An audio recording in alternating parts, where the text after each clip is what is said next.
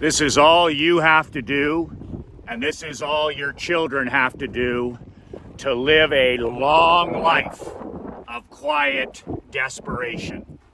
Michael McLean, BrassBallsVideos.com. I am an ex-professional hockey coach, ex-amateur championship hockey coach, husband, father, small business owner just like you.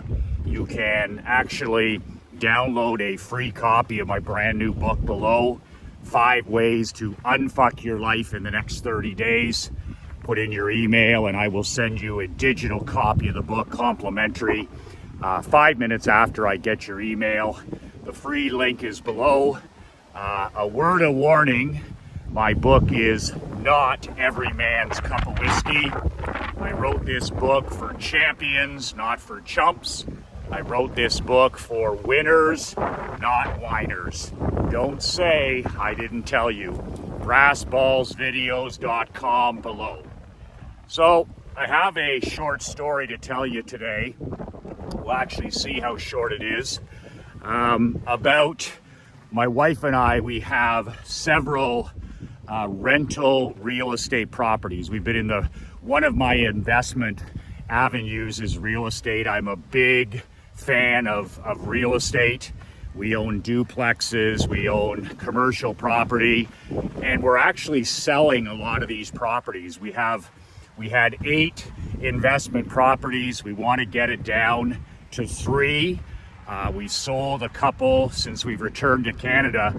I want to get my investment real estate money out of the country of Canada.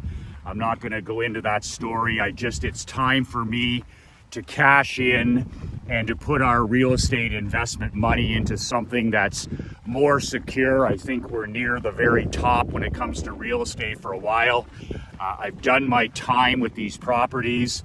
I've paid off the mortgages over the years. I've dealt with the tenant issues, and now it's time to cash in and do something a little different. Simplify our life. We want one home in Canada. We want one home in Naples, Florida, and I intend to keep my commercial property building, which has a 10-year tenant lease. That's where my old insurance agency used to be. I did not sell the building with the business, so that's a nice single tenant, good people, 10-year tenant. I'm willing to keep that one for now. So with that said, there's one thing that drives me crazy that I rant about all the time, and I'm gonna try not to go off the reservation too bad here today or too postal on you. But when I see especially young people, and I'm talking about whether it's your teenagers, whether it's 20-somethings, 30-somethings, and even people, entrepreneurs, husbands and fathers my age, in their 40s, in their 50s and 60s. And when I see this happening, it just drives me crazy because it's the recipe and it's the reason why people live lives of quiet desperation. And that one thing is people burn bridges, they blow them all to hell. And it's everyday life that adds up and compounds over the years. So if I have an 18-year-old son or daughter, every day they're either building the world of their dreams or they're blowing it to hell. And then of course, as people, they don't live life on their own terms, and then people start to buy into the victim culture. Well, nobody will give me a break, and I can't get that job, and my dad drank too much, or I live in the wrong city, or I live in the wrong country, and it's just one excuse. That's called burying yourself in bullshit. But if you actually would rewind the film on most people's lives, starting when they're, teenagers and then into their 20s and 30s and 40s, what people don't want to admit to is they burn bridges their entire life. And I'm going to tell you a story. So we sold one of our real estate properties today, and we had rented to this young couple that had They had been there for 2 years. Seemed like a great young couple. He had a job. He worked for a friend of mine, so I knew I was going to get paid. We actually rented them the old duplex home that Krista and I got our start in when we first got married. We bought a duplex. We lived on one side, and the rent helped pay the mortgage on the other. And I redid this property a couple years ago, and I decided to rent it to this young couple. They're both hardworking. I knew that we were going to get paid because I did my research on these people. But the thing is, I get a phone call yesterday because the closing's today. So these people moved out a few days ago. They moved out over the Canada Day weekend. And I was talking to my wife Krista, and she said, they're such good people. They're such a good young couple. They're with such nice people that I'll book the cleaners for the place. But these people will probably leave it in perfect condition. And my wife always says, I'm a glass empty guy. Like, I've been in business for 31 years. I've been coaching hockey for 22 years. I don't have the privilege of being a glass half full guy. I'm an accurate thinking guy. I'm not a positive guy, and I'm not a negative guy. I can't stand either of those terms. I live in the real business world where I am an accurate thinker. In other words, I use Napoleon Hill's principle of accurate thinking. I see things as they actually are. No better, no worse. And with accurate thinking, I'm always dealing with the truth.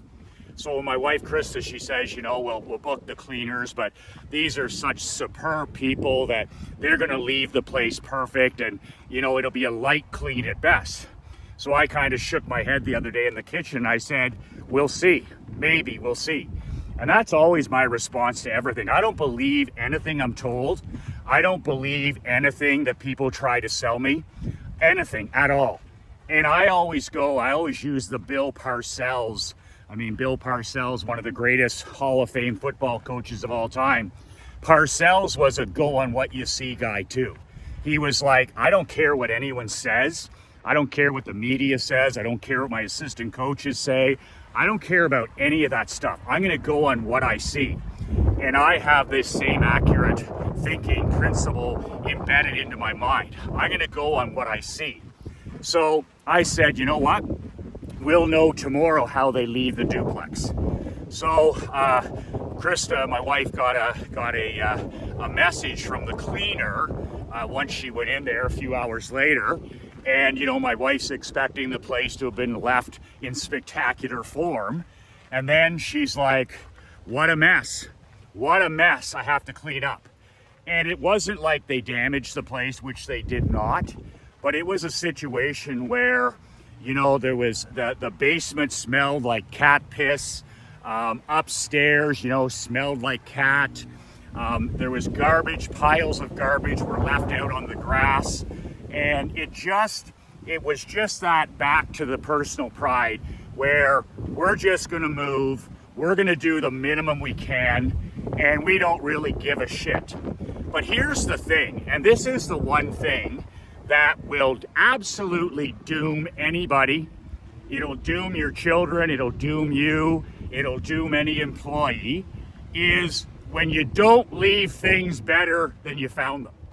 Like, this is such an important principle for me that I was taught in sports, and then I was taught by my mom and taught by my dad. It's a simple principle that's almost non-existent today. Whatever it is you do, big or small, leave things better than you found them. How fucking simple is that? How simple is that? I drive that into my 11-year-old daughter's head. I don't care if we're having a burger at Five Guys. I don't care if you're making your bed in the morning. I don't care if you're packing your bag for hockey. I don't care if you're pushing in your chair after a church. I don't care what it is, big or small. It's the mental discipline of leaving everything that you touch better than you found it. Like, literally, it's a superpower in 2024. if your kids and your teenagers and your son and your daughter and your managers and your employees and your queen, and especially you with your contagious example, everything that you touch, if you leave it better than you got it, you've got a superpower. I mean, I wouldn't buy a hockey team unless, and I buy these teams are on the emergency operating table. When you buy things, most things are on the emergency operating table. That's the reason they're for sale. But I wouldn't buy anything unless I'm 10-year committed to leaving things a hell of a lot better than I found them. That's what I did with my hockey club. That's what I did with my barber shop. That's what I did with my insurance company. That's what I do with a real estate property. That's what I do when I'm having lunch. Is literally, I leave. It's just in my blood. Leave things better than you found them. And I mean, I'll be having lunch with my daughter at Five Guys. And you know, you sit down at a table and the chairs are all over the place and the place is filthy, and we'll sit down and we'll clean the table, we'll fix it all up, we'll sit there and eat, and then I don't give a shit that people will pick up after you. I think that that's just total weakness. So when we finish our burgers, my daughter and I and my wife Krista, we stand up, we push in our chairs, we clean the table, we take our trash and we put it away. And we leave things better than we found them. See, it's not, if you sweat the small stuff, it's all fucking small stuff. That's the thing that I teach my hockey players. That's the thing I'm teaching my daughter, okay, is sweat the small stuff. Sweat the small stuff because it's all small stuff. So look at our tenants. You want to talk about blowing bridges up? You want to talk about dooming yourself? I talked to these tenants, okay, when they moved in, and nice couple, you know, all this other stuff. And I'm sitting there going, listen, you take care of this property and you can use yours relentless as a reference in future. You can use me as a character reference for future jobs. You can use me as a character reference for your mortgage, for a condo. Like, these people are in their 20s, right? And I'd love to help young people that deserve and have earned help. So fast forward, I mean, like my hockey players, if you get me locally around here on your resume, or you put me down at the bank as a character or a financial person that they can call, or I'm going to vouch for you, it makes a fucking difference. It makes a difference. It used to make a difference for me when I used to have impact people on my reference list. It makes a difference who you know, right? Especially in small communities. So all you have to do is leave the place impeccable. And I do say impeccable because it was a total renovation 2 years ago. I put $130,000 into the place. So I'm just sitting there going, like, leave the place impeccable, impress a guy like me, and use me as a contact the rest of your adult life. I'm going to help you get that next level job. I'm going to help you get the mortgage. I'm going to help you get the next place. Like, I'm going to help you out because you left things better than you found them. But in typical cupcake fashion, okay, and I mean the 20-somethings, the 30-somethings, the 40-somethings, they're always talking about, oh, you know, the next generation and we're better than you think. Well, in this case, you aren't better than you think. So now you burn the whole bridge. You might as well have put dynamite under it, because here I am telling the story to thousands of people. I'm going to write about it in my newsletter. I'm going to tell my mastermind guys about it. My wife talks about it. My daughter talks about it. And that's just the start of it, because you didn't have the integrity and you didn't have the character to leave things better than they were. When I coached my hockey team, I built an NHL locker room for the guys. And you know, young kids, 16 to 21, they walk in the first time every year. It's the greatest recruiting tool I ever had. Wow, look at this. My God, this is amazing. I could live here.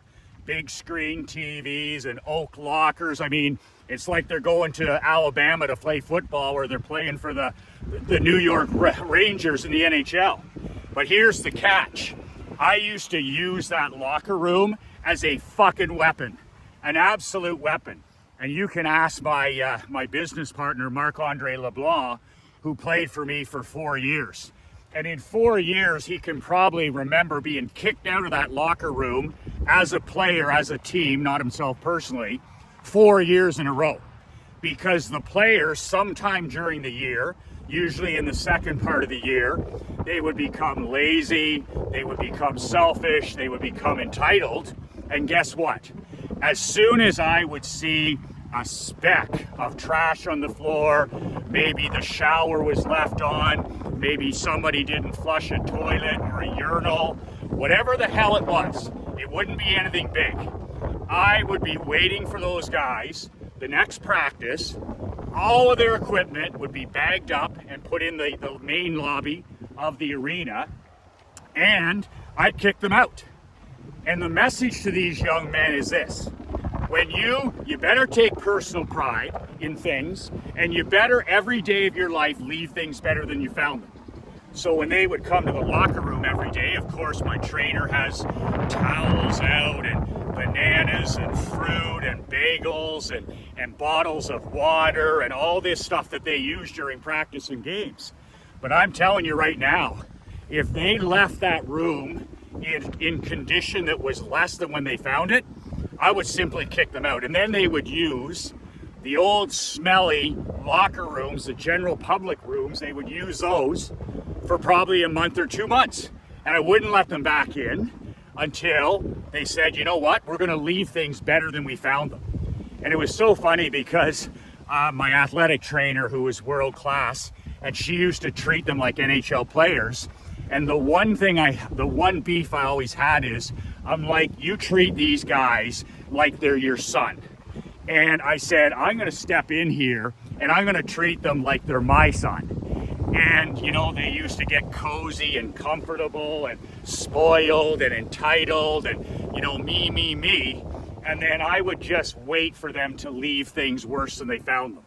And then, boy, oh boy, it was a big fall from the penthouse to the outhouse. But that's some of the most valuable things we can teach people, whether it's our employees or it's our own family, is leave things better than you found them. And in today's world, it's the difference between a life of quiet desperation, where you're ordinary, average, mediocre, normie. You're just like everybody else. Everything you touch, you leave worse. You know, everything you touch, you leave worse. Or you can be that top 1%er, and you can set up your children for a future where they stand out. They don't fit in, they stand out. Wow, look at the way they dress. Look at how fit they are. Look at how punctual they are. Look at how they push in chairs. Look at how they thank the waitress or the waiter. Look how they sell themselves every second of the day versus blowing up bridges. So, you know, it's so disappointing and so frustrating, and I've been through it for 20 years as a real estate investor, is people that should know better, and obviously it's parental malpractice. It's parental malpractice where you have somebody that should have left an apartment or should have left the duplex clean and tidy, and I would have been telling you a very different story today. I would have been talking about how great these 20-somethings are, how they're just like Marc-Andre and his girlfriend, and how many impressive 20-somethings we have, which I've done in the past. But no. In this case, I'm here to announce to the world, and by the way, to anybody that would call on their behalf, like if I get a phone call and say, would you give a reference for these two people? And I'd be like, are you fucking crazy? Are you crazy? What about a reference for a job? Absolutely not. And then I'll tell the story. That's how doors close for you. Oh, Dad, you know, I just haven't been able to get a break. I've interviewed and I just haven't been able to get a break. Well, no shit. Because you kept blowing up bridges, there really isn't anything to talk about. You've closed the doors instead of opening them. And I have a saying in our home with my daughter, she's coming up behind there on the track, is manners and etiquette, they open doors or they close doors.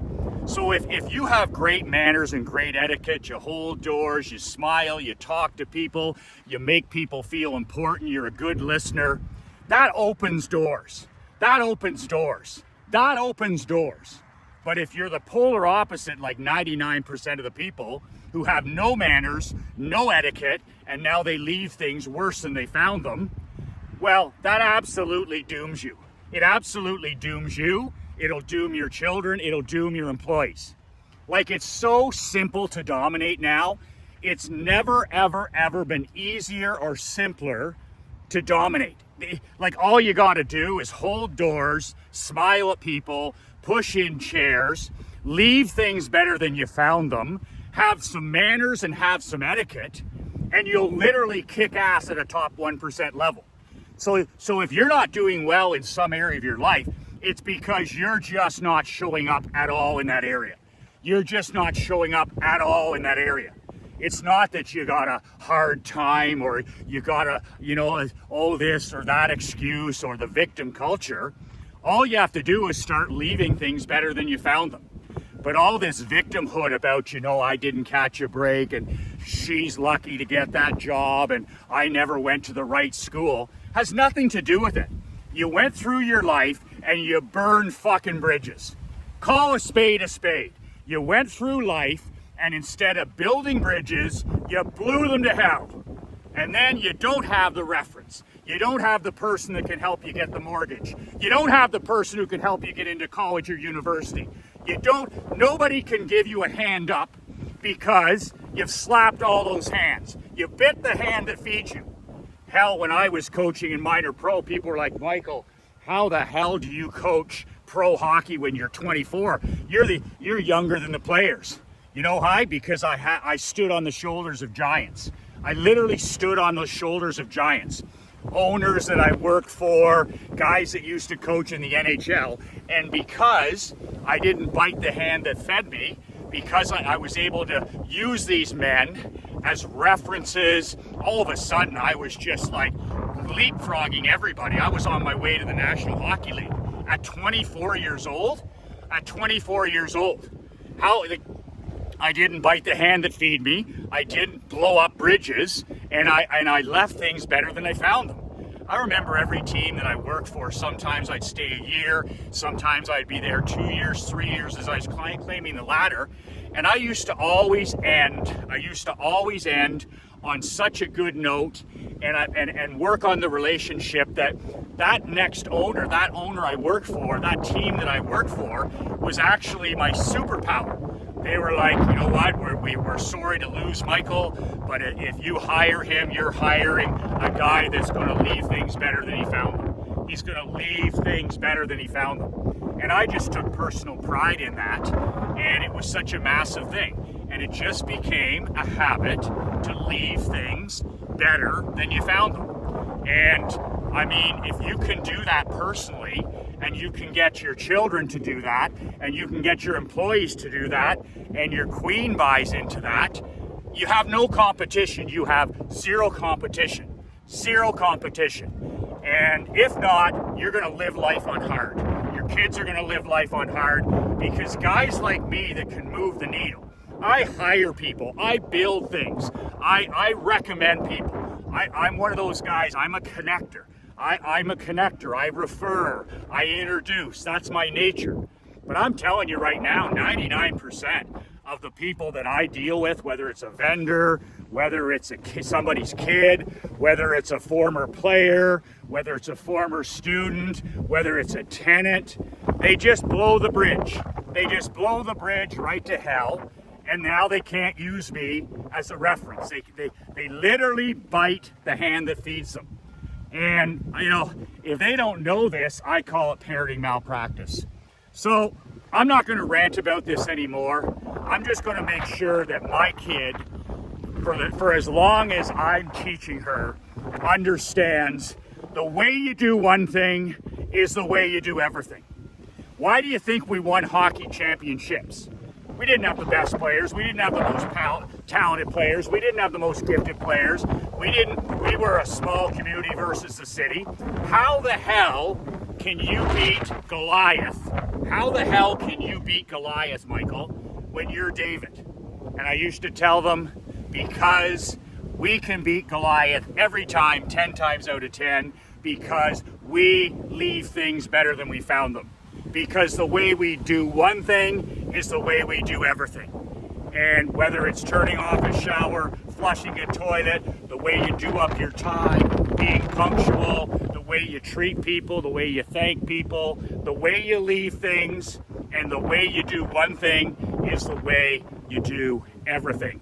It's a life of either opening doors or closing doors. If you want to have a badass top 1% life where you literally live life and do business on your own terms, you better have your life full of allies. You better have people that can save you time, people that'll help you in need. I mean, and you're only going to have that if you have that mentality that no matter what you touch, big or small, you leave it better than you found it. You leave it better than you found it, and you have that mindset at all times. The way you do one thing is the way you do everything. And if you just do that, and you insist and demand that everybody in your world do just that, you'll have no competition whatsoever. And you will literally build the world of your dreams because there is no competition. So I'm starting up a new mastermind in August. I'm not even going to talk about it here.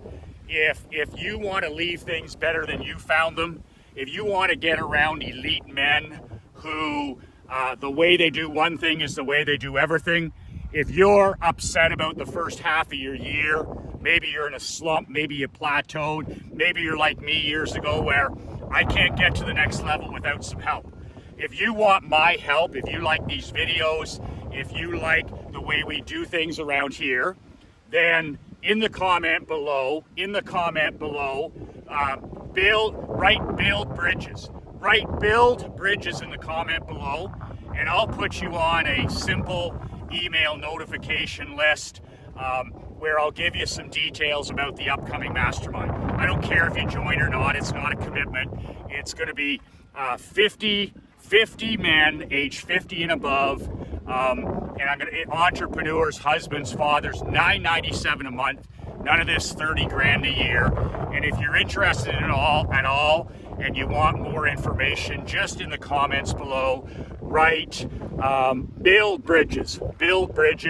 And Mark Andre, my business owner, my business partner, will reach out to you next week and give you some details. And then you can give it a hell yeah or a hell no.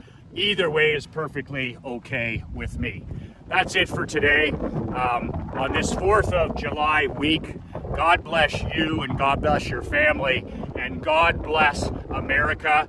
You can download a free copy of my book below. And if you're interested at all in the mastermind, comment below, build bridges. Remember guys, I do these videos for free. 95% of people will never spend $1 with me, which is perfectly okay. I do these to serve men like you. But if you find value, you need to pay the tax and you need to share these with other people. Who in your life needs to hear a positive, brass balls, badass message about personal responsibility and personal integrity and character and pride? Who in your life can improve themselves or needs to hear these messages? Please share them with them. I'll keep doing these videos for free. I'm not in this to make money off the videos. You don't have to spend any money with me. But at the end of the day, I'd appreciate it if you subscribed. I'd appreciate it if you commented. I'd appreciate it if you liked the videos. And most importantly, share them with the people in your life that you think need to hear these messages. When the king does not rise, the kingdom dies. So start getting in the habit, when you're improving yourself, pull people along with you. When the king does not rise, the kingdom dies. So now that you're on a trajectory like this to take everything, to scale your life and to scale your business and to scale your health, why the hell not drag some other people across the line with you? If you're going to be scoring touchdowns and hitting home runs and scoring goals, why not pull other people across the goal line with you? All you have to do is share your winning with them, and all of a sudden you're serving other people immediately. 2 words that change my life, 2 words that can change yours. Be relentless.